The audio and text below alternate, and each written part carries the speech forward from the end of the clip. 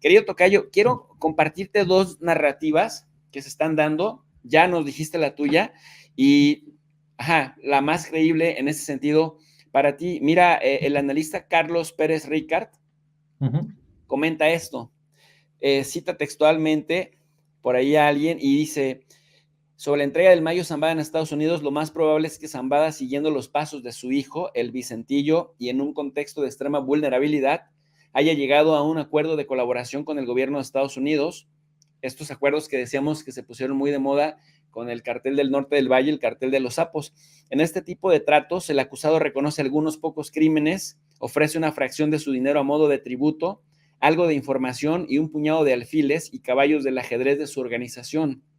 Es un seguro de vida al alcance de un criminal que, no se olvide, ha azotado por décadas a México. Dice Pérez Ricard, es una lógica perversa en la que las víctimas son borradas de toda ecuación. Es también y por encima de todo la guerra contra las drogas en toda su contradicción.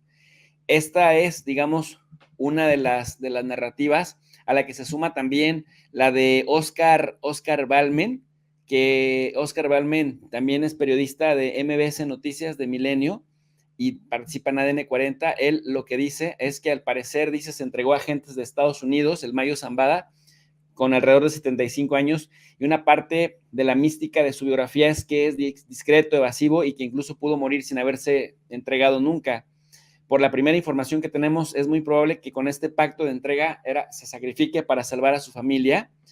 Esto no sería raro porque la personalidad del Mayo es la de un negociador frío, cerebral, que habría los más grandes negocios y quizá este sea uno de sus mayores negocios de su vida. Dice esto en El Heraldo. Se fortalece el grupo de los Chapitos con Arquibaldo al frente, pero también el cartel de Jalisco Nueva Generación, en contra del cual los golpes no han sido certeros. Dice el periodista Oscar Balmen, dice, ¿por qué se entregó? ¿Qué estaría negociando a cambio?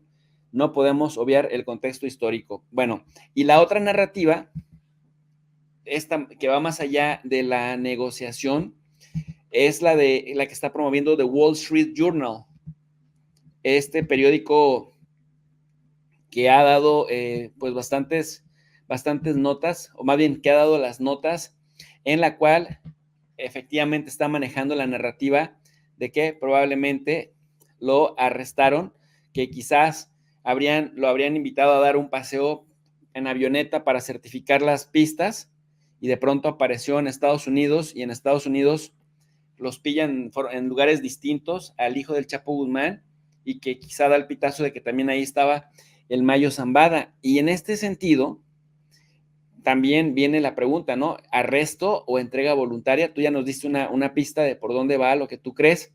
Y la otra también es, yo leí al principio intencionalmente las tres posturas o las tres publicaciones de pues las instituciones facultadas para llevar a cabo este tipo de operaciones, ¿no? De la DEA, el FBI y el Departamento de Justicia. Ellos venden esto como si hubiera sido la colaboración entre agencias estadounidenses, pero en ningún momento le dan crédito al gobierno mexicano de que colaboras con las agencias de seguridad de México, y entonces el gobierno mexicano ha guardado muchísimo silencio que creo que pues no para nada le favorece al gobierno mexicano, pues porque prácticamente dejan que la narrativa la impongan las agencias de seguridad de Estados Unidos. ¿Qué piensas al respecto? ¿Tendrá algo de razón de Wall Street Journal? Y por otro lado, ¿por qué el gobierno mexicano no está en este momento con vocerías diciéndole, oye, Estados Unidos, nosotros también estamos colaborando? Bueno, mira, de entrada decirte que Carlos y Oscar son dos grandes analistas, dos personas a las cuales admiro mucho, respeto mucho y de las cuales aprendo todos los días. A mí, yo de los comentarios que ellos hacen, siempre sesudos y siempre basados en hechos comprobables, me quedo con un punto fundamental. Es decir, si hablamos de una negociación por parte de Ismael El Mayo Zambada, tendríamos que pensar qué va a conseguir a cambio y por qué decidió negociar con las autoridades norteamericanas. ¿Qué es lo que las autoridades norteamericanas le ofrecieron? ¿Qué es lo que le ofreció a las autoridades norteamericanas? Y ahí es donde yo me quedo pensando un poco y digo, a ver, Ismael El Mayo Zambada es un hombre de más de 70 años de edad. Cuando, por ejemplo, pensemos, el hombre es detenido, llevado precisamente a una prisión, tendrían que haberle dado algo muy importante para que él aceptara entregarse. Pero ahí hablamos de una negociación, hablamos de una entrega pactada, no hablamos de una detención. Porque si yo te detengo, no tengo por qué negociar absolutamente nada contigo, a menos, por supuesto, de que te proponga, como lo hacen regularmente el gobierno de Estados Unidos, que me entregues información y entonces sí puedo conminarte algunos delitos. Eso lo que evidencia es que Estados Unidos no está interesado en lo más mínimo, tocayo, en detener el crimen organizado, no está interesado en detener la violencia, no está interesado en detener el flujo de la droga, porque a final de cuentas lo requiere. Los datos de la ONU son contundentes. El dinero del crimen organizado, particularmente del narcotráfico, ayudó a solventar la crisis del 2008 provocada por el sector inmobiliario de los Estados Unidos. Ni siquiera es algo que uno piense, es una información que dio la propia ONU con el señor Mazzotelli. Hay que recordar también un factor que es clave en toda esta discusión. No les interesa detener la violencia porque esa violencia es producida, es fomentada, es fortalecida por sus fabricantes de armas. Entonces, es el segundo punto por el cual no les interesa terminar con esa violencia. Y no les interesa terminar con el tema de las adicciones, porque a final de cuentas es un mercado fundamental para su propia industria farmacéutica. Basta ver lo que sucede en Kensington, por ejemplo, en Skid Row, para darnos cuenta cuánta gente no está en las calles en Estados Unidos, víctima precisamente de esas drogas que son entregadas ya como tal por ONGs que a la vez trabajan con la industria farmacéutica de los Estados Unidos. Es decir, el narcotráfico, tocayo, amigos de la audiencia, es un gran negocio para los Estados Unidos, amén del tema geopolítico. Es un negocio por donde se le quiera ver. Y por lo tanto, para ellos que se genere violencia en México, también es parte precisamente de ese negocio, porque la violencia es parte de un control social que ejercen estos grupos de poder, que no son precisamente los cárteles, y porque lo que sucede en Chiapas es emblemático, tocayo. En Chiapas hay un enorme desplazamiento de gente. ¿Por qué Chiapas? Bueno, porque según estos mismos grupos del Estado Profundo norteamericano, Chiapas es como Palestina, un territorio sacrificable, es decir, un territorio muy pobre, en donde no hay industria, pero que debajo hay muchos recursos naturales. En Palestina hay gas, también hay minerales en Chiapas. Entonces, muchos de los lugares que van dejando los pobladores en Chiapas, llegan las transnacionales gringas, canadienses, e instalan minas, instalan otro tipo de empresas y se llevan los recursos naturales. Y la violencia ejercida por los cárteles juega un papel determinante para esa explotación y para ese control social. Y estamos hablando de empresas que cuando uno le rasca, pues resulta que son financiaristas o parte de los lobbies de los candidatos norteamericanos a diferentes cargos de elección popular. Entonces, es un círculo el que está ahí metido y en donde esta detención, particularmente de Ismael El Mayo Zambada, lo que viene a hacer es volver a poner sobre la agenda una discusión que es ya bastante vieja, pero que se definiría con una frase, querido Tocayo. Hay dos frases, tengo que me encantan. Una que dice, si el gobierno de Estados Unidos a las 8 de la mañana quiere acabar con los cárteles, a las 3 de la tarde los acaba. La gran pregunta es, ¿por qué no los ha acabado? Y hay otra frase que me encanta también, que es detener al narcotraficante, pero no detener el narcotráfico. Porque el narcotráfico lo requieres para seguir girando la rueda. E incluso en el tema de la narcocultura. La narcocultura que no es un movimiento underground, no es un movimiento que le genere ningún tipo de problema, como pudo haber sido el punk en Reino Unido, a los estados en México, Estados Unidos. La narcocultura es auspiciada por grandes cadenas de televisión, por grandes marcas de ropa y por grandes productoras musicales. Entonces, con base en lo que me mencionabas de Oscar y de Carlos, que insisto, yo respeto mucho sus opiniones, yo creo que al hablar de una negociación para Ismael El Mayo Zambada, simple y llanamente desde mi punto de vista evidencia que Estados Unidos, este cuento de la guerra contra las drogas, lo que menos le interesa es detenerla o cambiarla. Y en esto que planteas ahorita, que tocayo, esta entrevista con Julio Scherer es maravillosa, maravillosa de verdad. Yo recuerdo cuando la dio, en ese momento a mí me ayudó a entender mucho de lo que es el crimen organizado, porque hay dos fragmentos que yo rescato de esa entrevista que dio. Una, cuando le pregunta qué va a pasar con él si lo detienen.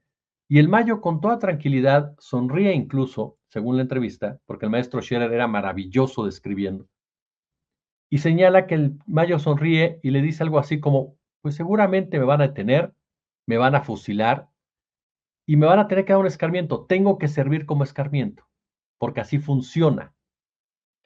Y cuando a mí me detengan, no va a pasar nada. Y le pregunta a Scherer, ¿no va a pasar nada? No, porque mi sucesor ya está listo.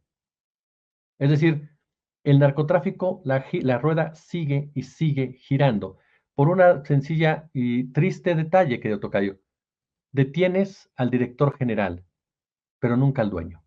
El dueño sigue ahí y sigue operando como tal libremente porque es el mismo que supuestamente los combate. Por eso ahorita que planteamos estas dos hipótesis que pusiste también del Wall Street Journal, por ejemplo, y del otro medio de comunicación, a mí me llama la atención ahora porque si te das cuenta de las contradicciones. A ver, ¿lo engañó Joaquín Guzmán López o cayeron los dos en Estados Unidos y Guzmán López les dijo, ahí está también el Mayo? Ya entonces ya no lo engañó, lo traicionó cuando lo detuvieron. Y entonces ahí yo llego a una conclusión. ¿Qué hacían Guzmán López y el Chapo y el Mayo Zambada en Estados Unidos, sabiendo cómo sabían que si ponían un pie en Estados Unidos, los iban a detener? Porque eran capos sumamente buscados. ¿Quién les dio la visa para entrar a Estados Unidos? ¿Cómo entraron a Estados Unidos? Si entraron en un avión, ¿cómo entra un avión tan fácil a Estados Unidos? Y entonces ahí es donde yo también me pregunto, si fue de esa forma, una de dos, o entraron porque así lo hacían siempre y no tenían ningún temor de hacerlo, o acudieron al llamado de alguien que jerárquicamente es superior y tuvieron que acudir y hacer lo que se les planteó. Entonces yo estoy entre esas hipótesis, si me lo permites así, de que esta detención es una detención pactada, una detención en donde a final de cuentas, como en todas las detenciones de los narcos mexicanos, particularmente incluso colombianos, hay que detenerlos cuando necesitamos por un interés político y económico hacerlo. ¿Qué viene para el cártel de Sinaloa? Ya se habla del fortalecimiento de los chapitos. Quedan dos, tres chapitos, que cuando quiera la DEA los va a agarrar. Esa es la verdad de las cosas, porque saben perfectamente dónde están, tocayo. Ovidio Guzmán, todo el mundo sabía que vivía en Jesús María Carranza. Estaban las fotos incluso de la casa de Ovidio Guzmán. Cuando quisieran agarrarlo, ahí estaba Ovidio Guzmán. El caso de Jesús Alfredo lo tienen perfectamente ubicado. El caso de Iván Archibaldo lo tienen perfectamente ubicado. Entonces estamos hablando de que la DEA sabe hasta qué desayunaron estos personajes. Aureliano Guzmán, el guano, estuvo a punto de ser detenido hace unos días y salió escapando por la sierra, literalmente, y detuvieron a su jefe de escoltas. ¿Quién se queda con la facción del Mayo Zambada? Vicente Zambada está retirado, el Mayo Gordo está fuera de circulación, solamente queda uno de los hijos de Ismael el Mayo Zambada que supuestamente estaría involucrado, pero que según no tiene tanta fuerza al interior del cártel, y entonces ya comienzan a mencionarse otros nombres que vienen a refrescar la literatura del narcotráfico y a permitir que la rueda siga y siga y siga girando. Entonces, habrá que esperar, por supuesto, cómo se materializa esto, pero hay un detalle que me brinca mucho, tocayo, también. Perdón que lance tantas sospechas, pero en Sinaloa no hay ninguna reacción violenta.